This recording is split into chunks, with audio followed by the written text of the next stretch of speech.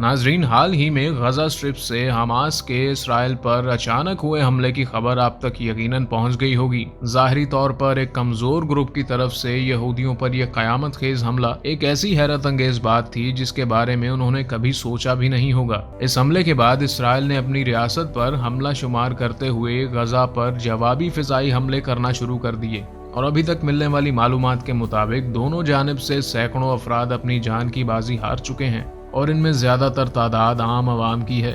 United Nations के मुताबिक गजा के मेन इलाकों में तकरीबन 2,50,000 से जायद लोग बेघर हो चुके हैं। गजा को बिजली, पानी और खुराक की सप्लाई मुअत्तल कर दी गई है। अब सवाल ये पैदा होता है कि हमास ने इतना बड़ा हमला करने का आखिर फैसला किया ही क्यों, जबकि इन्हें इसराइल जैसी बड़ी मिलिट्री फोर्स के सामने अपनी सलाहियत का अच्छी तरह अंदाजा भी था। तो क्या ये अपने पांव पर कुल्हाड़ी मारने के मुतरादिफ नहीं था? इस हमले की शिद्दत को देखते हुए इसराइल के इंटेलिजेंस इदारे का ख्याल भी ज़हन में आता है कि आखिर वो कहाँ थी जबकि कई दिनों से इस हमले की तैयारी हो रही थी, और क्या ये इसराइली जदीद तरीन दिफाई निज़ाम आयरन डोम की नाकामी थी? तो आइए सब जानते हैं। इस हालिया हमले के बाद हमास ने इब्तदाई तौर पर इसे इसराइली फोर्सेस की जानिब से मस्जिद अक्सा की बेहुरमती की वजह करार दिया है। हमास ने गजा की नाकाबंदी और वेस्ट बैंक में जारी इसराइली जुल्म सितम को भी इस ऑपरेशन के जवाब के तौर पर पेश किया।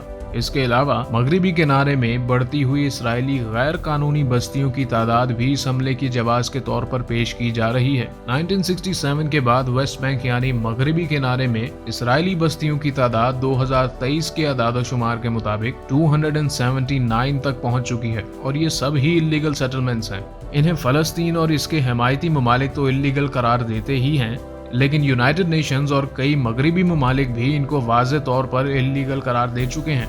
ये तो वो वजूहात और जस्टिफिकेशंस हैं जो फलस्तीनियों की जानिब से इस हमले के लिए पेश की गई थी, लेकिन इतने बड़े ऑपरेशन की इस टाइमिंग को लेकर भी माहिरीन कुछ मजीद वजूहात बताते हैं जो यकीनन इसके पीछे की वजह है, तो इनके बारे में भी जानते हैं। तो दोस्तों, किस्सा कुछ यूं है कि हालिया चंद बरसों में अरब ममालिक का रवैया इसराइल की तरफ जा रहा नहीं रहा। अब ये ममालिक अपने ताल्लुकात इसराइल के साथ बेहतर बनाने की दौड़ में लगे हुए हैं, और इसकी वजह से जाहिर है कि फलस्तीन का इशू कमजोर पड़ता नजर आ रहा है। कुछ रीसेंट रिपोर्ट्स के मुताबिक इस बात का खदशा भी जाहिर किया जा रहा था कि सऊदी अरब और इसराइल के दरमियान ताल्लुकात की बेहतरी आखिरी स्टेजेस पर है, और ये भी ऐन मुमकिन था कि सऊदी अरब इसराइल को बहुत जल्द तस्लीम भी कर लेता। और अगर ऐसा होता तो पहले ही से साइडलाइन हुए मसला फलस्तीन को जाहिर है एक जोरदार धचका लगता। वैसे सऊदी अरब वालों की इसराइल के साथ बढ़ती कुर्बत को हमास की हालिया कार्रवाई के बाद उनके रिस्पॉन्सेज से भी जानना कोई ज्यादा मुश्किल नहीं था। जहां मगरिबी दुनिया, अमेरिका, बरतानिया वगैरह इसराइल पर इस हमले की सख्त अल्फाज में मजम्मत कर रहे हैं, इसके साथ साथ इसराइल के साथ खड़ा होने और इसकी मदद के ऐलानात तक किए हैं, वहीं अरबों की जानिब से रिस्पॉन्स कुछ मिला जुला ही आ रहा है। मदद तो दूर की बात, शायद अल्फाज में भी मजम्मत उस तरह नजर नहीं आ रही। मुस्लिम दुनिया में ईरान ही वाहिद मुल्क था जिसने खुलकर फलस्तीन और हमास की हिमायत की।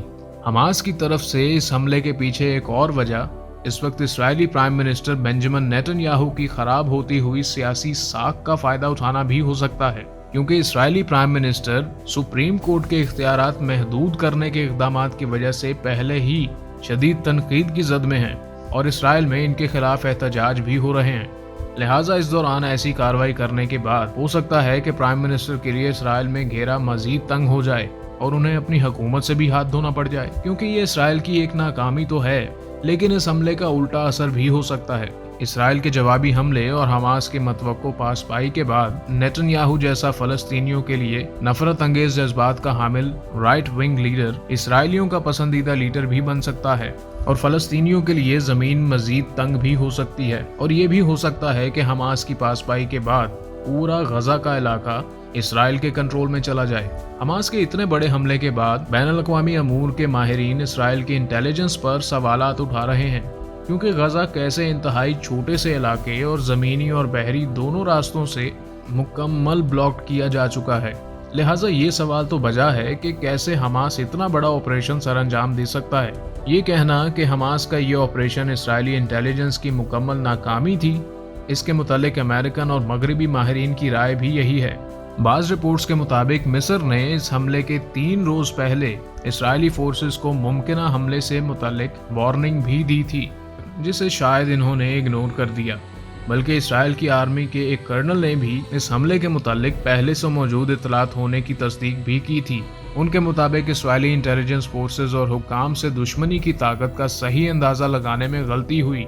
उन्होंने इस बात के खदशे का इजहार भी किया कि पिछले चंद माह से गजा में कोई बड़ी कार्रवाई नहीं हुई थी और बज़ाहिर अमन की सी सूरत हाल थी, इसलिए ज़ाहरी तौर पर अगर कुछ मतवक्को था भी तो इस कदर बड़े पैमाने पर हमले की तवक्को नहीं थी।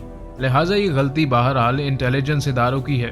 नेतन्याहू के नकदीन का मानना है कि माजी में उनका फोकस वेस्ट बैंक में मज़ाहमत को कुचलने और नई सेटलमेंट्स बनाने पर ज्यादा था, लिहाजा गजा पर उन्होंने तवज्जो ही नहीं दी। इसीलिए हमले की जिम्मेदारी हुकूमत की बनती है। चारों तरफ से इसराइल और मिस्र की नाकाबंदी के बावजूद अगर हमास गजा की सिर्फ 365 मरबा किलोमीटर इलाके में रहते हुए इस ऑपरेशन की तैयारी और इसको कामयाबी से सर अंजाम भी दे सकता है तो ये इसराइली इंटेलिजेंस इदारों की नाकामी नहीं तो और क्या है। अब इसराइल की डिफेंस सिस्टम आयरन डोम की भी बात कर लेते हैं, जिसका माजी में सक्सेस रेट 90% से भी ज्यादा रहा। आखिर ये नाकाम कैसे हो गया? दोस्तों, माहिरीन के मुताबिक इस हमले को आयरन डोम की मुकम्मल नाकामी तो नहीं करार दिया जा सकता। उनके मुताबिक इस बार चूंकि गजा से दागे गए मिसाइल्स की तादाद इतनी ज्यादा थी कि वो इस सिस्टम की कैपेसिटी से ज्यादा हो गई, यानी सिस्टम ओवरलोड हो गया और इतनी बड़ी तादाद में रॉकेट्स को इंटरसेप्टिंग करना इस सिस्टम की कैपेसिटी से बाहर हो गया। क्या हमास लंबी जंग अफोर्ड कर सकेगी या नहीं, इस पर हतमी राय देना तो मुश्किल है। अगर हमले की शिद्दत और इसके बाद की कार्रवाइयों को देखा जाए तो मालूम तो यही पड़ता है कि हमास के पेश नज़र कोई लॉन्ग टर्म प्लान जरूर है और वो लंबी जंग लड़ने के मूड में हैं। ऐसा हम इसलिए भी कह रहे हैं कि हमास के मिलिट्री लीडर्स के मुताबिक इस ऑपरेशन का दायरा कार सिर्फ गजा तक महदूद नहीं रहेगा, बल्कि इसे यरूशलेम और मगरिबी किनारे तक भी फैलाया जाएगा। लेकिन दूसरी तरफ से मुस्लिम दुनिया के रिस्पांस और इसराइली ताकतवर मिलिट्री को देखें तो ऐसा होता इतना आसान भी नहीं नजर आता, चूंकि गजा खुराक, पानी, बिजली और ईंधन के लिए मुकम्मल तौर पर इसराइल ही के रहमो करम पर है। तो ऐसी सूरत हाल में एक लंबी जंग लड़ना मुमकिन नहीं है। हाँ, अलबत्ता यरगमाल बनाए गए इसराइलियों के बदले कुछ फलस्तीनियों को आज़ाद करवाने में हमास शायद ज़रूर कामयाब हो जाए, जैसा कि माजी में भी होता रहा है। तो दोस्तों, आज के लिए बस इतना ही। उम्मीद करता हूँ कि पहली वीडियोस की तरह ये वीडियो भी आपको पसंद आई होगी। अगर वीडियो पसंद आई है तो लाइक करें और अपने दोस्तों के साथ शेयर करें और वीडियो कैसी लगी कमेंट्स में ज़रूर बताएं। बने रहने का शुक्रिया। अल्लाह हाफिज़ नासिर।